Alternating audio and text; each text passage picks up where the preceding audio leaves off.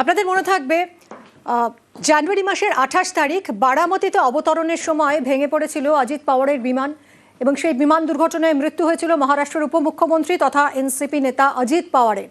আর সেই বিমান দুর্ঘটনায় বড়সড় প্রশ্ন, বিমানের রক্ষণাবেক্ষণ নিয়ে বড়সড় প্রশ্ন তুলল ডিজিসিএ। বিমান আদৌ ওড়ার অবস্থায় ছিল কিনা তা নিয়েও প্রশ্ন তুলেছে ডিজিসি রিপোর্টে। বিমান সংস্থাকে নিয়ে চাঞ্চল্যকর তথ্য কি রয়েছে ডিজিসির রিপোর্টে? আবির রয়েছে আমার সঙ্গে, আরো জানাবে আবির। দেখো, ইতিমধ্যেই এআইবি গোটা ঘটনা তদন্ত করছে এবং তাদেরই যে চূড়ান্ত সিদ্ধান্ত নেওয়া হবে তার উপরই ভিত্তি করে থাকা হবে।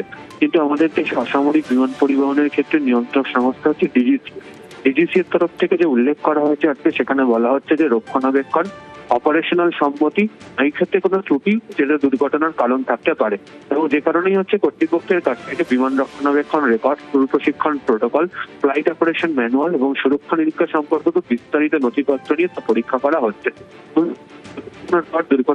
নানা প্রশ্ন উঠেছিল। প্রথম যে মমতা বন্দ্যোপাধ্যায় তিনি প্রশ্ন তুলেছিলেন এই দুর্ঘটনার বিষয় নিয়ে, এবং দুদিন আগেও আমরা দেখেছিলাম যে অজিত পাওয়ারের পরিবারের একাধিক সদস্যদের তরফ থেকেও পরবর্তী সময় নানা প্রশ্ন তোলা হয়।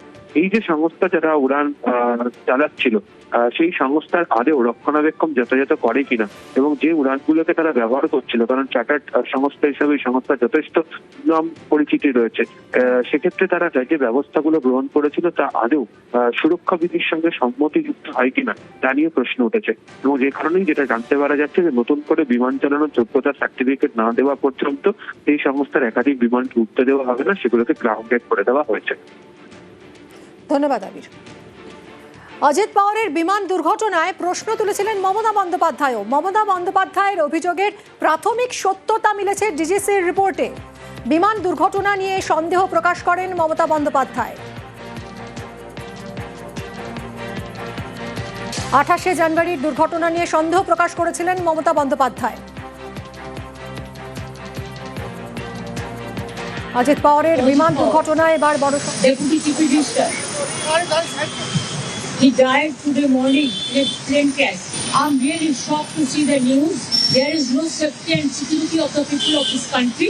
Even the political leaders, I do not know what is the fate of the opposition political parties, but they were very much with the ruling party. But before 2 days ago, I came to know that from social network that somebody from other party, they gave a statement that Ajit Pawar is willing to leave the BJP. And now what happened today, I need proper investigation under the supervision of Supreme Court. Only we have the trust on Supreme Court, no other agency.